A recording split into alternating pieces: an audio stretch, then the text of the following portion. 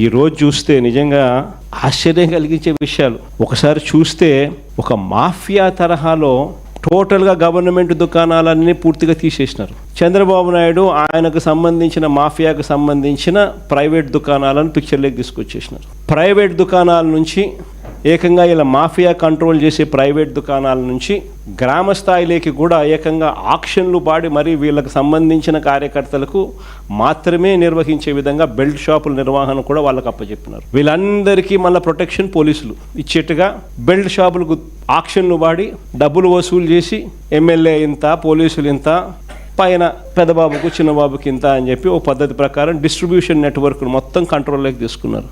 ఒక్కసారి డిస్ట్రిబ్యూషన్ నెట్వర్క్ను పూర్తిగా కంట్రోల్లోకి తీసుకున్న తర్వాత షాపులు నడిపే మాఫియా దగ్గర నుంచి గ్రామాలలో బెల్ట్ షాపులు నడిపే వీళ్ళ కార్యకర్తల దాకా మొత్తం మాఫియానంతా కంట్రోల్లోకి తీసుకున్న తర్వాత ఇల్లీగల్గా వీళ్ళ ఆదాయాలు పెంచుకునే దానికోసం ఒకవైపున ఎంఆర్పి రేటు కన్నా ఎక్కువ రేటుకు అమ్ముతున్నారు. అది ఇల్లీగల్ పర్మిట్ రూములలో పక్కనే ఇల్లీగల్ పర్మిట్ రూములు తెరిచి పెగ్గుల రూపకంలో మందు పోస్తూ అమ్మడం అయితేనేమి, గ్రామాలలో బెల్ట్ షాపులు ఈ రేటుకు కొనుక్కున్న తర్వాత ఆ రేటుకి 20 రూపాయలు, 30 రూపాయలు, 10 రూపాయలు ఎక్కువ వేసి మళ్ళీ దాన్ని వాళ్ళు అమ్ముకునే పరిస్థితి అయితేనేమి కళ్ళ ముందర కనిపిస్తూ ఉంది.